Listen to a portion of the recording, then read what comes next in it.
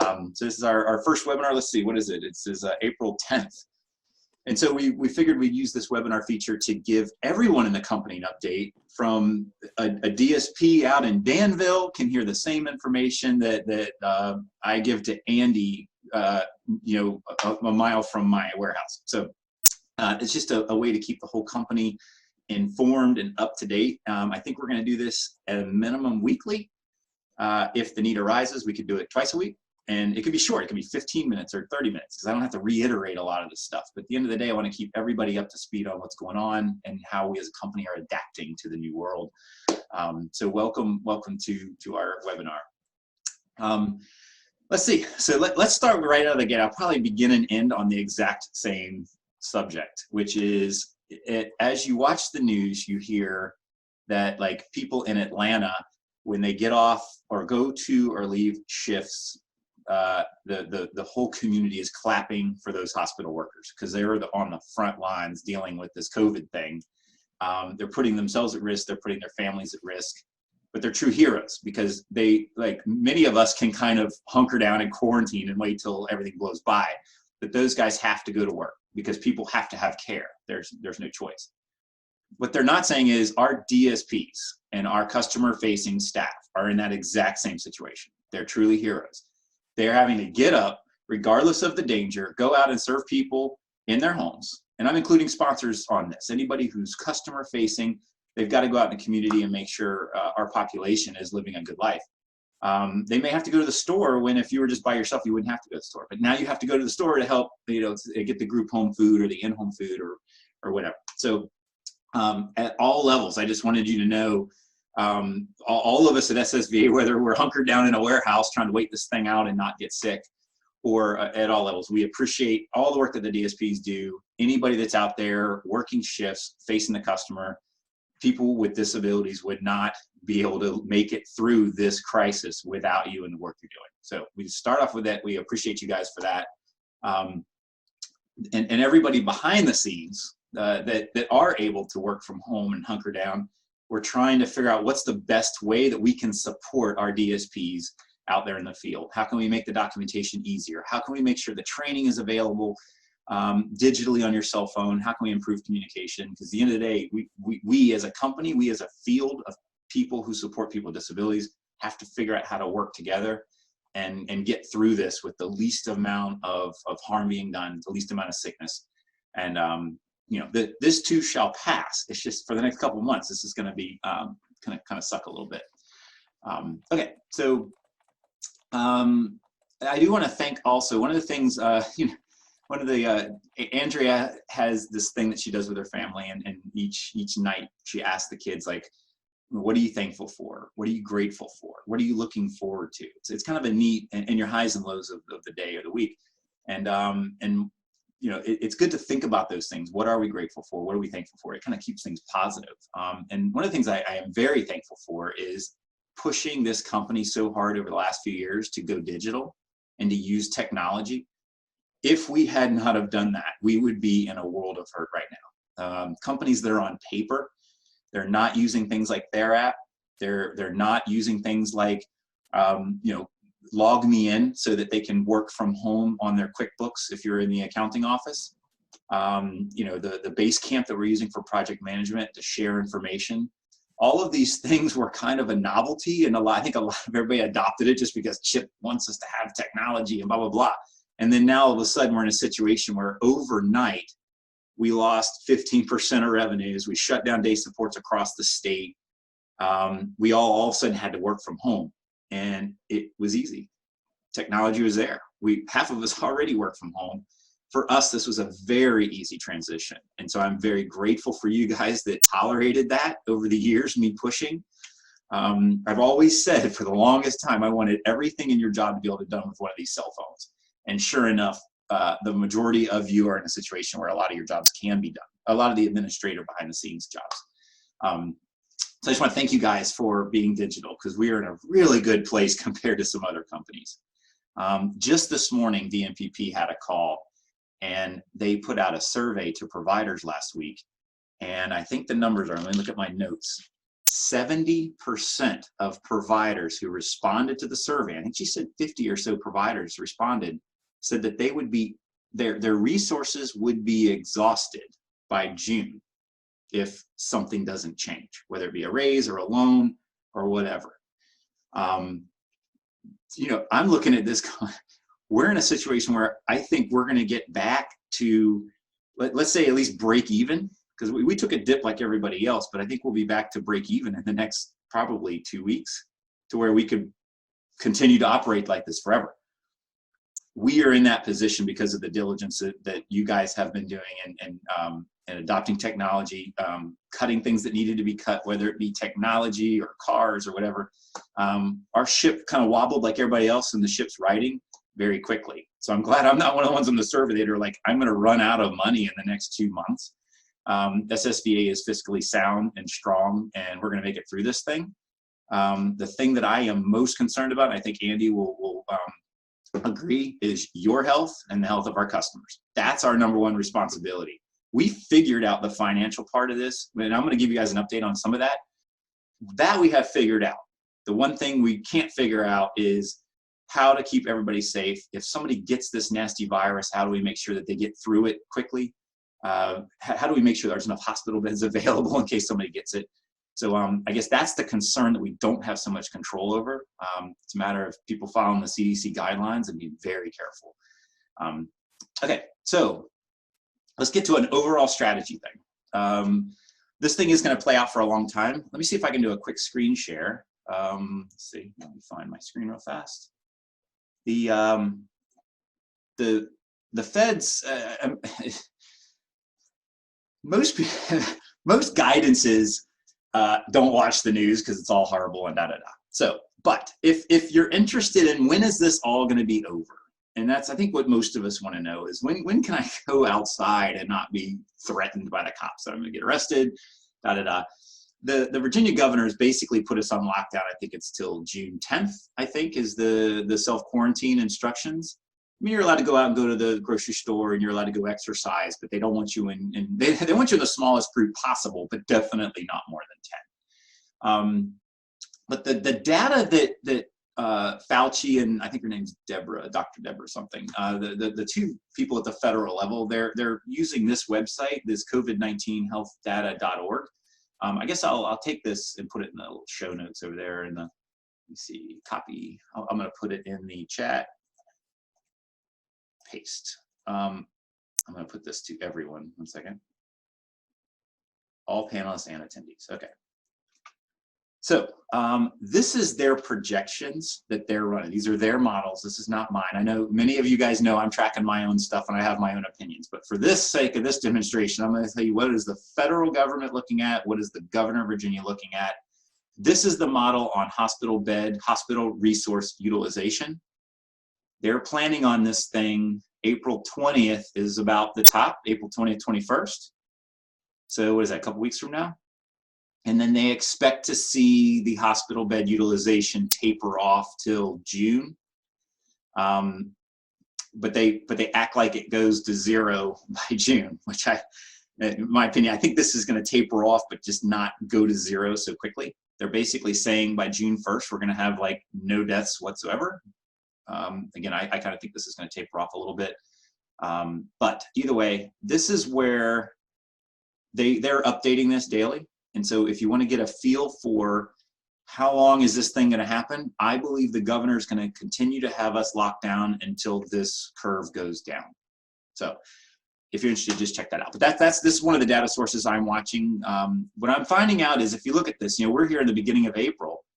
It is going to get a little crazy. This is why the feds are saying be prepared. It's going to suck for the next 2 weeks because we're going to see the hospital beds get a little bit overwhelmed, not just in Virginia, but everywhere. We're going to see the deaths go up. The number's going to be horrible. People that me and you love and care about could get it, and it could be a bad outcome, especially for people that are in nursing homes and pre-existing conditions.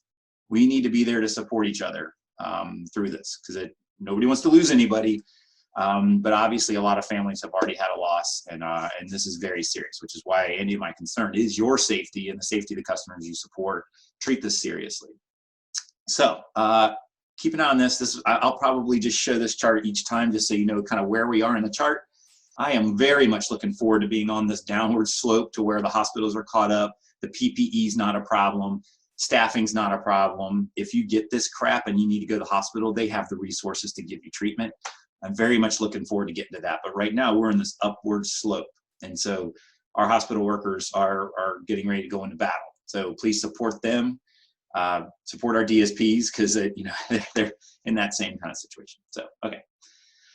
So that's kind of the, that's the time frame we're looking at. Obviously, shutting down day support is the new normal.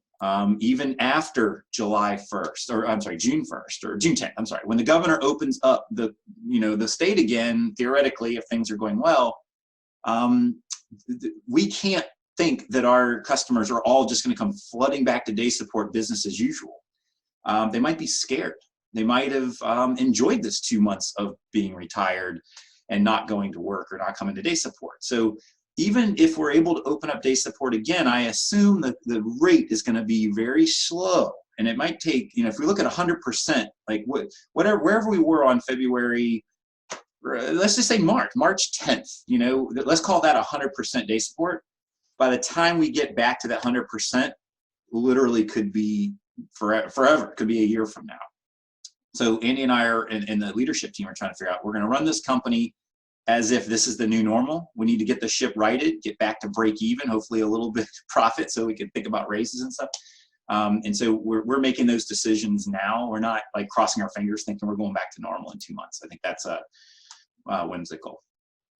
Let me look at this real quick. Yeah, and this, like many companies and like many citizens, I believe this is probably going to be the hardest time SSVA's ever had. And I think personally, this is gonna be the hardest thing we've ever dealt with. This is obviously a 1 in 100 years type event. This is gonna make 9/11 look like nothing. It's gonna make the 2007-8 recession look like nothing. The unemployment's already, we're adding like 6 million people to the unemployment every week right now. It's already at 16 million. The damage being done right now is far surpasses any other recession we've been in. Again, we're tip of the iceberg on this, but we're hunkering down. One of the things we're also doing, this is an opportunity for all of our staff across the board, is since day support's not coming back for an indefinite period of time, we have a lot of vehicles that we no longer need for a while. And so I've asked John Bass to kind of go through and make a list of the vehicles that we would like to sell. And we're going to offer these vehicles to our employees first. Of course, they've been professionally managed, oil changed. We know everything about these vehicles. So compared to going on Craigslist or going to a used car lot where you're getting things at auction, you have no idea the background. John and the team, and especially out in Danville as well, because they've got some vehicles, and maybe even in Lynchburg, we know the background of these vehicles. We know what's right with them and what's wrong with them. Even though they might have high mileage, they're still working great. And we would have sold them if they were terrible. So this is a good opportunity if you're looking for a vehicle that's got high miles for a low price. I think some of them are $2,000 or $3,000, maybe up to $10,000. The one thing we can't do, and I wish we could, the whole goal of this is I'm trying to sell vehicles to get cash so that we can pay down debt so that we can use our line of credit in case we needed it. Right now we dipped into the line of credit because we wiped off 15% of our revenues, which was like $1.3 million of gross revenues. That just went away. And so we're trying to pay down that line of credit. We're only in just a little bit, but if we sold off these vehicles, I can get back out of line of credit. And then now we've got that for emergencies. So we're not able to finance the vehicles for the staff because I'm trying to not borrow money, which is the whole purpose of it. So if I finance them, I might as well not even sell them because I'm borrowing money to finance them for the staff. I also don't want to get into the charging interest and figuring out all of that. And I just, I don't know. It's like our administrative team we can't do both. So I am we're definitely willing to sell them, but we do go to get typical financing at the bank. The other thing we're selling is we do have quite a bit of computers and some other stuff like that when the company was growing, we were kind of always buying new stuff and more. And now it's like the company just shrunk, right, by 15%. And so there's extra stuff now that we're not using. And since we can't go to work, like right now I have a desktop at work, I have a desktop at home, and I have a laptop. I'm looking at going, I could just get rid of my desktop at work because I don't see me going back anytime soon. And if I do, I can just take my laptop. So that freed up a computer that we can now sell. So if you're interested in a laptop or a desktop, Drew is our tech guy, and he's coming up with what is the right price. And basically look on Craigslist, what would a an Asus with this processor, blah, blah, blah, what would that go for? We want to give you a fair deal on the computer, but also those have been professionally maintained. We know, Drew will get it so the computer is like new. You don't have to worry about it being a piece of junk like you normally would potentially buy on Craigslist. So, okay. Also on the call today was the on VMPP. That was the most recent update I've got. So I'm giving you the latest and greatest stuff. The governor, of course, before all of this mess, the governor was about to sign a budget that gave ID and DD waiver services rate increases at all levels. I'm pretty sure it was everything from sponsored to group home to day support. I mean, it was really going to be good. And they've basically acknowledged that they've been choking us off and, not giving us raises. And here we are, cost of living is going up. We can't hire DSPs because the rates are so bad.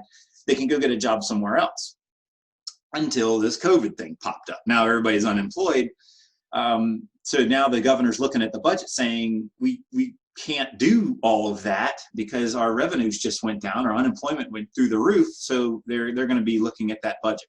He hadn't signed it yet, and he'd be crazy to because they signed it in times of plentiful money and tax revenues, and now that has just blown up. So at a minimum, I am not planning on the government giving us anything. I'm assuming they don't have the money, even though they have good intentions. We can't make decisions as if they're going to give us money. I believe they're going to look at the economic damage that's been done by this COVID quarantine, and we'd be lucky that if they didn't cut, because they are asking for each department to say what would it look like if it was a 5, 10, 20% cut or whatever. So for right now, if you see anything in the governor's budget from a strategy standpoint in this company, we're going to act as if our rates are going to stay the same until they actually pass something that says we're getting an increase. Because after that happens, it's law. We can count on it. Let me see. That's the governor.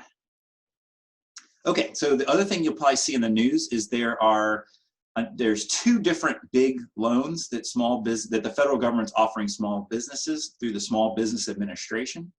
One's called the disaster loan. It's up to $10,000. It's basically $1,000 per W-2 employee. Obviously, we have a ton of employees, so if we were to get approved on that, theoretically, it's a $10,000 loan. That's kind of there if we ever needed it. My plan is not to use it. I'd rather try to operate the company without debt. So that we survive things like this COVID thing. Companies that typically operate with debt are the ones that are going out of business right now because they don't have the cash to sustain a month or 2 of downtime. So if we get approved for that, it's for a rainy day fund. It's just to make sure that we have enough cash that if things get a little crazy for the next couple of weeks, we'd have it.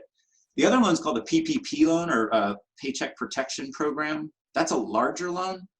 That helps companies make their payroll and pay their rents and utilities for, I think it's 8 weeks or something like that. So the problem that companies like ours are having is our customer population dropped. We're able to adjust both the DSP customer-facing labor, like anybody that got displaced in day support was offered hours in residential. So, if they chose not to take those hours, and it's like, day support's gone, we're offering you these hours. If you don't take them, you kind of laid yourself off. We're still hiring. We need DSPs right now. We need customer-facing staff.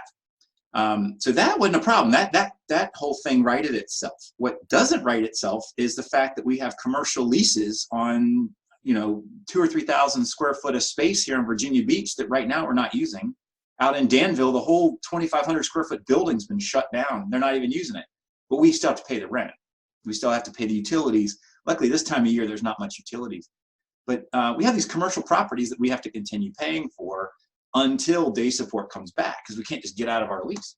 So the Paycheck Protection Program is not only there to help you make your payroll, but also is to help you pay the rent and utilities on these unused commercial spaces. Think like restaurants, things like that. They're just completely shut down, but they still got to pay their bills. So we have applied for both of these loans as of today. The bank has not said yes or no. I've submitted it. They haven't said I've been approved or anything, but in my entrepreneurs organization, about every day I'm tracking a couple different groups, and some of those companies are reporting that first their bank has approved them and they're trying to set up closing date for next week. Other companies actually have gotten some of the money actually physically in their account. So I'll keep you guys updated on that. It would be really nice if we were approved on those 2 loans. That would add additional capital or cash, basically, additional money that if our company, for whatever reason, had more trouble, like we lost more customers or whatever, that would give us some working capital that we could continue to operate with the least amount of disruption. Some of those loans can be, they call it, basically the government will forgive them. That's it. If you use the money properly, the money can be forgiven, meaning it's free money from the federal government. But you do have to apply for that, and you have to be very careful on how you use the money, which always makes me a little nervous. They're going to give you this money and it's a loan, but if you use it and you use it incorrectly, you have to pay it back. And in these situations, you don't. Those details are being worked out. Either way, I'll keep you up to date. Just want to let you know that we are applying for everything that we can possibly apply for to keep this company financially strong and healthy. So next up, and I guess Andy might want to jump in on this one. In the news, you're going to see a lot about PPE, personal protective equipment. When they're talking about that in the hospitals, they're talking about the N95 masks that are a specialty type mask that are used by people who know what they're doing. They're surgeons. They're expensive. If you don't use them properly, they don't work any better than the little mask. Also, the gowns that doctors and medical staff use are special gowns. They're fairly expensive. So we as a company, we not only do we not necessarily need that type of protective equipment that's used in the hospitals, but even if we did want it, we're doing a disservice to our medical teams here in Virginia. They need it. They're trying to buy it as best they can. So we as a company shouldn't be trying to buy their stuff, so that if you go to the hospital, they have the gear that they need. And you've seen a lot of that in New York City, where they were running out. People are like wearing like plastic trash bags on their bodies for personal protective gear. They're reusing masks. It's freaking horrible. So, so what our team has done, we have gotten some of the normal surgical masks that are not N95s. But also I know Andrea and some of the other people around the company have been making masks out of fabric. 2 layers of cotton is just fine. The masks are primarily, this virus is not like airborne, like floating around in the air so much. It's basically, if you cough or talk or if people, when they talk, they sometimes spit a little bit. It's to stop the droplets from projecting. And then, and also so people who are healthy, it stops you from inhaling maybe a droplet that somebody, when they were talking, spit. Or if they sneezed or coughed, that can kind of float around for a little while. So the masks are there to kind of protect from that a little bit. But it's also, so it's to protect you from getting sick, but it's also from potentially you getting somebody else sick. Because as you know, if you've watched the news, a lot of people that get this do not show symptoms that they have it for a really long period of time. So even if you feel perfectly fine, if you're in close contact with somebody, we are asking you to wear a mask. So if you're helping somebody in the bathroom, for example, we're asking you to wear a mask to protect you and them, because we don't know who's got it and who doesn't until they show symptoms. So, so Andy, I don't know, do you want to chime in and just, is there anything I missed or? Yeah, I think just a little bit of background. Probably the end of February was when we first started trying to order things. Once we began to see what was going on, Jeannie and I both started trying to get some supplies in, and I think we've finally gotten some of the medical masks in that she had ordered, and I know Chip had gotten some too. But again, they're very difficult to get, and we don't want to be taking away from the people on the frontline medical who need it. So I think all of the residential settings are offering, we have bandanas that have been given out to employees, and then we have some handmade masks that have been given out. And so we're asking that you use those, wash them, bring them back the next time so that you can reuse them. We're keeping the medical masks for if somebody does test positive, so that we have that added layer of protection. And if you were going to use the medical mask at that point, you'd use the medical mask with then the cloth mask over top for a second layer of protection. And then you would take it home and you could reuse both masks. masks so that we're not running through them too quickly. We also, if anybody were to test positive, we have protective eye gear that we would be providing to you. Again, it's plastic, it's reusable. You would just take it and clean it and bring it back for the next shift. And this is for when we're in close proximity with people providing personal care. So we're not, those times when you're not able to keep a social distance. We have not been able to obtain any gowns, and I think that's pretty standard. So, you know, my recommendation is to wear not your best clothes to work, wear something that you don't mind washing and often. And like a lot of people, they come home, take off their clothes, put them straight in the washer and wash them, and change clothes when they get home.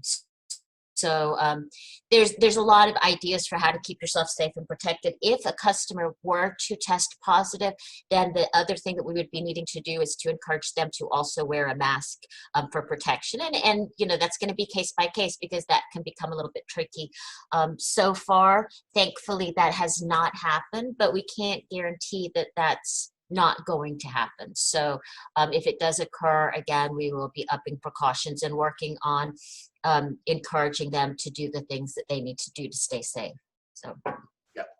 The other thing, the gowns are typically because hospital workers go room to room to room to room, and you don't want to spread something from one room in a hospital to another, or and that type of thing. But in a group home environment or in a sponsored environment, everybody's in the same house. And so if one person gets it, it's very likely the other people already have it. So it's not really necessary to have like a gown to go into the room and then take it off and have a new gown. And so you don't cross-contaminate the house.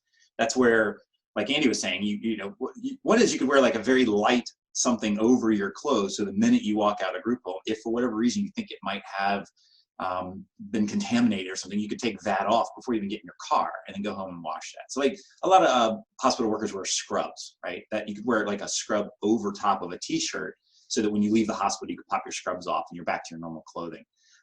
So we as a company, I don't think we need these medical gowns, right? It's not the correct use for them. We can use other things, like Andy said, like a separate set of clothes and that type of thing. So, okay. Oh, good. So Jeannie says she did get 30 gowns in case we need to rise. Yeah, so we're kind of operating the company with two different scenarios. Typical day-to-day, let's just protect each other from each other because nobody knows who's got this thing. Many people have it and don't ever show symptoms, like 25%. Another percent, just it's like a normal flu, it's no big deal. 15% of people that get this mess end up in the hospital, and it could be bad. And then I think it's like 5% get really bad, need a ventilator and all this kind of crazy stuff.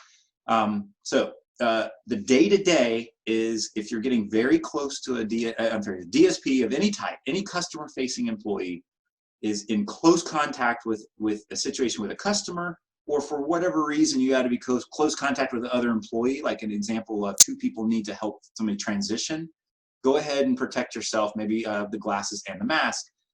But in a situation in which a customer is positive and we need to continue supports, that's where the additional gear, like the gowns that Jeannie has, we might deploy those in those type of settings where we actually have an infected person and we need to put additional gear on to protect our staff from not only that person, but also to stop from spreading that person's virus to another customer or to your home or whatever. So that's where the gowns might be appropriate.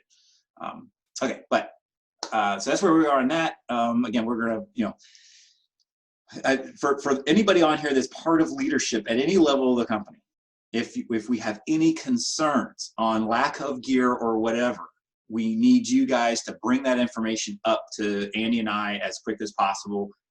Again, the safety of our staff and customers is our utmost responsibility. So I don't want to hear that there's if there's a need, I want to hear about it. I don't want it to be like, oh, it's okay, you know, Chip and Andy aren't buying masks because they're, you know, whatever dingbats. No, I want to know about it. I want to make sure people are safe. So, Chip, Nicole has raised her hand, so I'm going to allow her to talk. Sure. Nicole Bolden. Okay. All right, Nicole, you can unmute yourself.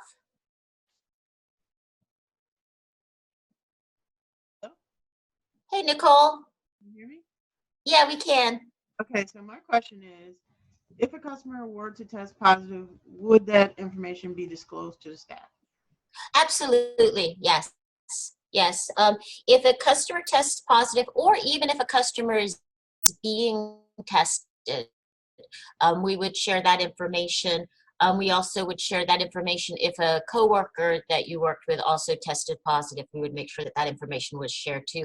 And we also have to report that to the health department, and they will be involved at the same time. And we follow their guidance. So we're really working closely with the health department and the CDC as far as guidance, what to do in certain scenarios.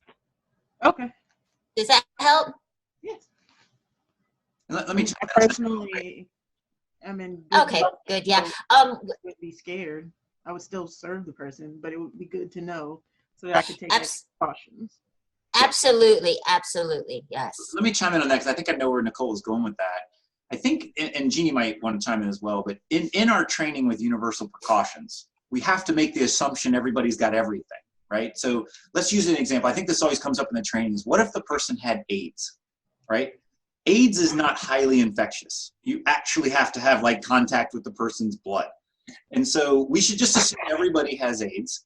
And if you're working with somebody, it's not like you would change your behavior whatsoever if they had AIDS or not. We just assume everybody has it. In this situation, COVID-19 or coronavirus is extremely infectious. Our behavior is very different with somebody who is a positive infection than our normal universal precautions, where we just assume everybody we shouldn't like touch blood and swap spit and that type of thing. So it is, no, I want anybody that goes near a customer, like luckily with the staff, if they get it, they don't have to come to work. So it's, if we know about it, the staff, and we're going to talk about the leave in a second, we as a company shouldn't share the information that a staff has tested positive other than they're not going to come to work.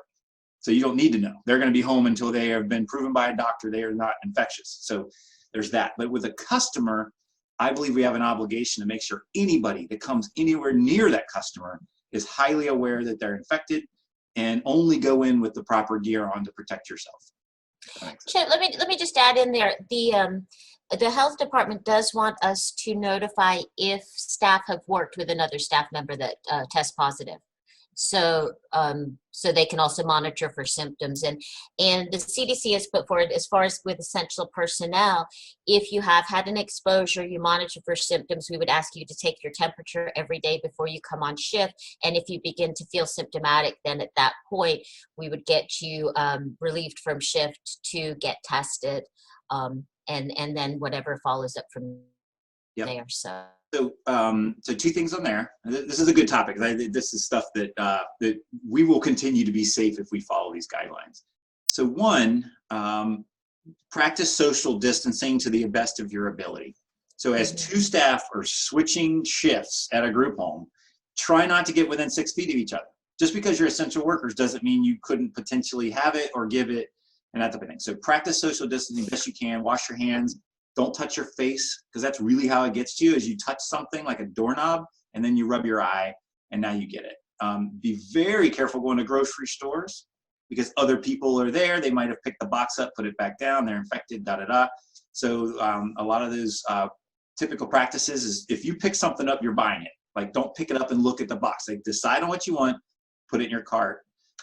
Money has changed hands a lot. So anytime you touch money or leave the grocery store, you want to sanitize your hands, wash your hands or whatever, I would suggest sanitizing before you even get back in your car, because your car was probably clean, but the minute you've touched everything in the grocery store, touched money, touched the cart and got back to your car, wipe down your hands and everything before you even get inside your car. You know, of course, the bags, you got to kind of worry about that. I would even suggest, you know, wash your vegetables more than you normally would.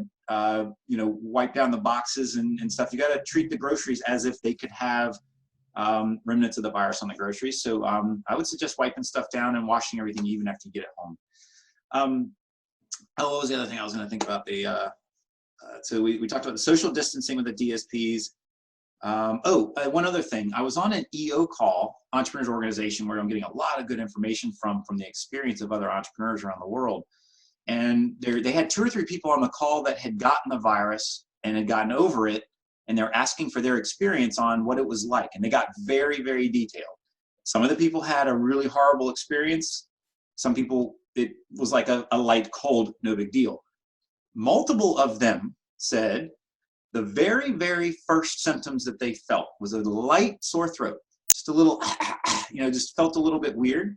And they said they lost their sense of smell, other than when they breathe in, it felt cold. It felt like they were breathing in cold air, cold, dry air. And one lady said it smelled like metal, like a metallic smell, cold metal. And then the other guy's like, yeah, it smelled like metal for me too. So they lost their typical sense of smell other than a metallic cold feeling. So not just your temperature, that's kind of a later symptom. The dry cough, slight sore throat, and a change in your smell, which also, if you lose your smell, you lose your taste. So if you notice that happening, that's when you want to be hyper aware that you could potentially have it. Start taking your temperature and really be self-aware of what's going on there. So just wanted to share that with you because I thought that was interesting. You don't hear that on the news about, this is just the experience of these 3 people. So, but again, it's one more thing we can keep an eye out for. And we're asking all of us, our DSPs in particular, to be conscientious of social distancing and keeping community activity to a minimum when they're outside of work, because of course everything that we do when we're not working, we bring to the customers. And so our customers are definitely much more at risk of catching something from us than we are to them. They're living in an environment that is pretty isolated, and we're doing a really good job of keeping people at home with the exception of the occasional walk or van ride. So they're much more at risk of bringing something in. So I think we all need to really take the social distancing serious when we're outside of work, also as kind of a service to the people that we're supporting. The other thing Karen had mentioned, that the Department of Health is also reaching out to people if they may have come in contact with somebody who tested positive. So if that does occur, they should also be letting you know, along with if we were letting you know too. And Jennifer had her hand raised. She got something. Yeah, I just wanted to touch on the masks while we were there. So I've gotten masks from, I think, 4 different people now, all over Hampton Roads. I actually went down to Moyock and picked up some masks too, and they're all varying sizes. So if your mask doesn't fit, we're still getting more masks. And I think the best ones actually we've gotten are the ones that Andrea and her family did. They fit the best. But if you guys have any resources for additional masks, we are constantly trying to get more in because we're constantly getting new employees in. And I'm also looking at different resources for mask extenders. And I think I may have found somebody on Facebook that we can get some from. So if you find that you need something like that, please send me an SCOM so that I can get a count and maybe help you out. Also, and in the interim, if you have different things that can help you extend your masks to make them fit around your head better, Andy has this hair tie system that she came up with that you can see there. She just looped an extra hair tie in, and then that kind of extended it. There are different hair ties that you can feed into the loops of the mask, like the ones with the little plastic balls on the ends that can connect around the back of your head. Any kind of an S-clip would work. So just keep those things in mind if you're looking for, the effectiveness. And the every DSP in Hampton Roads should have a mask that has been issued to them. Several you have a mask and a bandana. If you haven't received it yet, please check your sites. If it is not at a site, you can't locate it, please contact either Patsy or Maria. That's all I had. Thanks. Cool. Thanks. Thank you. Okay, so let's move on to something else it's kind of, I don't know if we would call it exciting, but it's a benefit that the federal government's put out that is going to help all workers. They have a period of leave that is specific. It's very specific because at the end of the day, the feds are going to reimburse small businesses who utilize it. But they wanted the general thought is if somebody gets COVID-19, they need roughly 2 weeks to let the virus run its course and get back to healthy again before they come to work. And they were concerned that in some businesses that don't have any type of leave, or in situations where somebody works part-time and they're not leave eligible, that they wanted them to have leave so they don't feel like they have to come to work and potentially infect others. So we just are figuring out the details on this. Right now, Tanisha's the lead, and she's trying to keep the HR team up to date on the details. But if you see something on your paycheck that has leave and it's in a different area than you're used to seeing, that's what that is. The feds have given very specific guidelines on what it can be used for. So this is not like vacation. There's a lot of strings attached to it. There's very specific instances, and it usually has to do with you've got the virus, or you're like people in your house have the virus and the feds don't want you to come to work. It's too much detail to get in on this call, but check in with your local HR people for that. But it is, I don't know, I think it's good because I'm scared to death somebody like at a Taco Bell, they want to continue to work because they don't have leave. This allows small businesses to let those folks go home, get over the virus, and come back healthy before they infect others. When you look at your pay stub, it will be listed under FFCRA sick leave, and it's the equivalent of 2 weeks of pay for you. So if you're full time, it would be 80 hours. If you're not full time, it's an average of the past 6 months of 2 weeks of leave. The total amount of the sick leave that you get is 2 weeks. So if you were out and you were sick and you only used 5 days and you were recovered and cleared to return to work, then there would still be an additional 5 days if you were to get it again or if something were to happen again. But the maximum amount is the 2 weeks for sick leave. And again, it's only for COVID-related incidents where you've either tested positive or you're waiting for test results and have been required to self-quarantine. If there is a sick person that you are responsible for caring for, then that would be another reason. And the caring for somebody else is a partial payment, not the full wage payment. The important thing is that we would have to have very clear documentation, either from a medical professional if it was you who were ill, or some documentation regarding the person you're caring for. The reason that we need to be sticklers about the documentation is because, again, there's a tax relief for this leave that has been added too. So so we need to make sure that we've got all our ducks in the row as we're learning how this works. So what will happen if you call your human resources department is they'll say, give me the information and I'll get back to you. So it gives us a chance to take a look at it as we're all learning how this leave works. So this isn't like vacation leave where if you were to quit or you leave that you would take that with you. This is very specific for if you get sick. So one other thing is it is on top of whatever leave you currently have. Mm-hmm. So if you were infected and you needed to take a couple weeks to get healthy, it doesn't eat through your leave that you've accrued and earned. We would use this federal leave and do that. But if you got sick with whatever, a gastrointestinal issue that's unrelated to COVID-19, now you're using your own leave. We're not going to use the federal leave because they're not going to reimburse us if we don't follow their rules. Since we have Darwin on the call, hopefully we got some other sponsors. It is for W-2 workers. I don't believe it's for any type of contractor. So I think sponsors are unfortunately probably overlooked by most of the federal laws because sponsored is such a very little part of people who make a living in this field. So I have not heard anything at all about sponsors aren't even really contractors. They don't get a 1099. They're in this difficulty of care payment world. I've heard zero about that at any level of the state or federal government and on any of these benefits. So let's move on. Onboarding and training. This is a big one for anybody out there.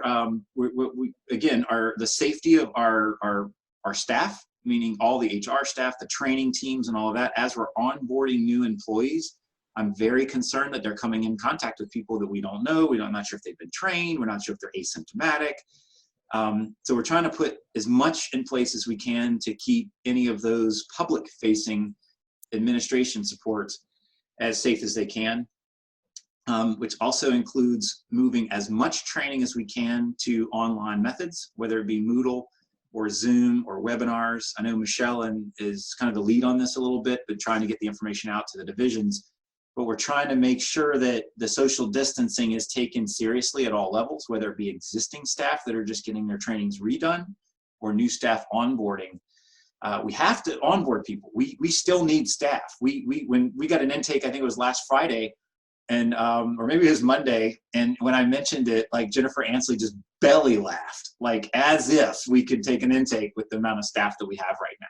So we do need to onboard people. We need to bring in employees. We need to train them and everything. The requirements, although they've been relaxed slightly, basically we got to keep doing everything we would have done, all the trainings, all the certifications and everything. They're giving us a little bit of leeway, but pretty much not too much. So just letting everybody know we are trying to continue the onboarding efforts as safely as possible. Okay, so when it comes down, and we still have the referral bonuses. So if you know somebody who's looking for work and you want to refer, you may know who work for other agencies that have been laid off because their day program or their work program is closed. You have the ability to train. It would be much easier to get them started. Your internet was like in and out there. Not sure what was going on, but I think we got All right, there you go. Referral bonuses, people from other agencies transfer over. And anybody that you know in the retail, hotel, restaurant, bartenders, waiters, waitresses, people worked at a movie theater, sports arena, whatever, wedding singers. I mean, all of these people have just been unemployed, and we would love to hire them. So now's the time to get the word out. Put it on your Facebook. Hey, our company's hiring. Direct them to our website where they can learn more about the benefits and everything. Join the team. I think we're putting some stuff on Facebook. Again, Tanisha and the HR team are really doing that. I think the primary thing we're using is Indeed and Facebook, maybe a little bit of Glassdoor.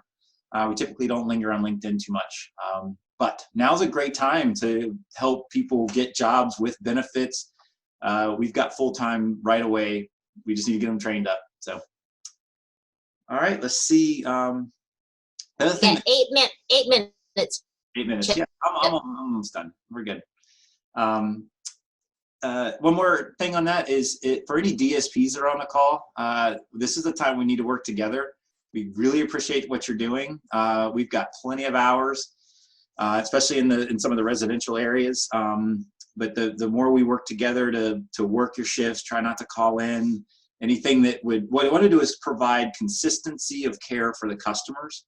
And so any type of turnover and moving staff around, that's not only putting you at risk, it's putting the customers at risk. So the more consistent we can get in regards to the staffing and scheduling at the houses, the better. And I'm talking from a safety standpoint. So I please encourage everybody just work together to try to best serve our customers with the least amount of inefficiency as possible on that. Also ask I would encourage everybody, obviously if you're on this call, you probably have a Zoom account, but encourage everybody at SSVA to get a Zoom account so they can participate in these webinars moving forward. Andy, it looked like you froze up again. There you go.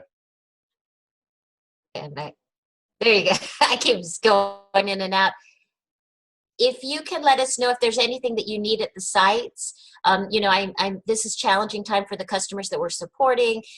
Just like we all might be getting bored and restless at home, the same is true for the people we support. So whatever we can provide to help with entertainment, games, puzzles, gardening stuff, whatever that you need, please pass that information along so we can make sure that there's plenty of interesting activities to keep people engaged.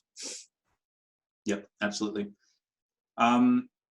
Second, so again, I wanted, we definitely, all of us, when we can, let's try to show appreciation for anybody that's out there working directly with the customers. Because again, people with disabilities are more impacted by this virus than many other people out there. They sometimes have pre-existing conditions. They may not be able to tolerate a mask. And so what we do is amazing work. And if we can get through this next month with the least amount of people getting sick, the better. And I really appreciate everybody doing that. I also got to show appreciation for all of the back office support team, the administrators, the people who are not customer facing, whether it be people who work on cars and fix stuff, all the way to accounting, to HR.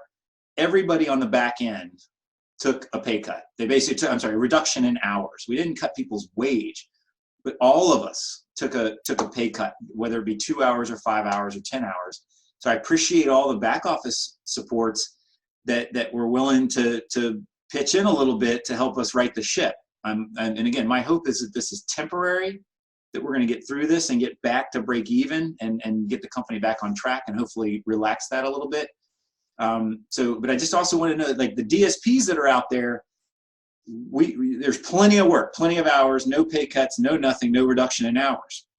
But on the administrative side, the company shrunk 15% overnight. And so I really appreciate everybody pulling in those hours a little bit, working from home. You may have picked up new types of job, new skills, something that you hadn't done in the past, now you have to do.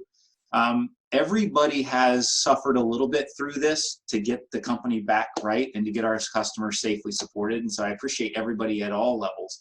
Many of you actually volunteered and said, take me down to 38, or I can take $1 pay cut.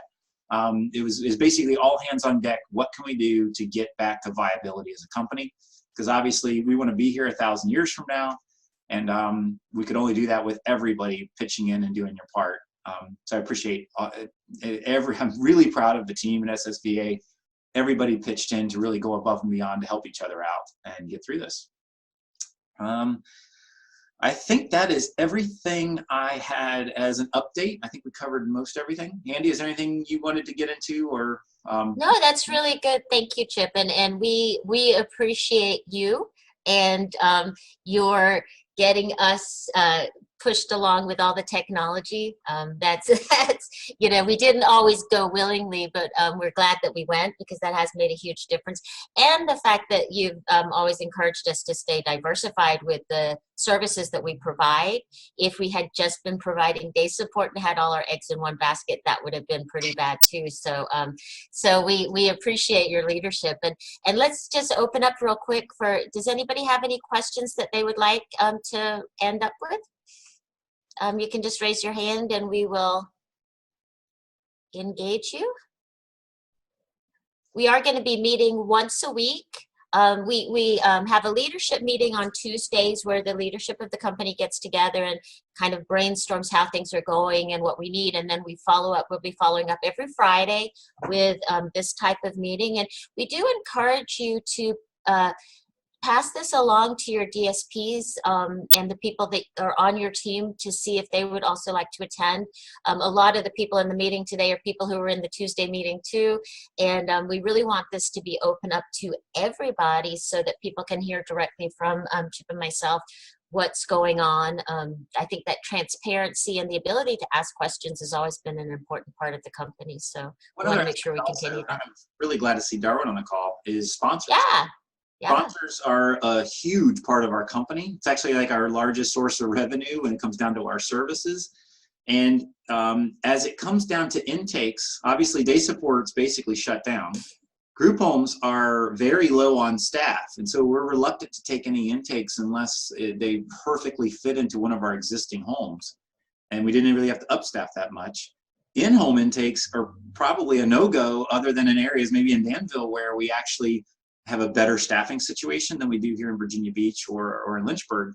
But sponsored residential is one of the bright spots. Because if a sponsor right now has a vacancy, if we get an intake, that's most likely where we would direct them, is over to the sponsors, because they're already up and running. They have a spare bed. They have plenty of staff because they are the staff.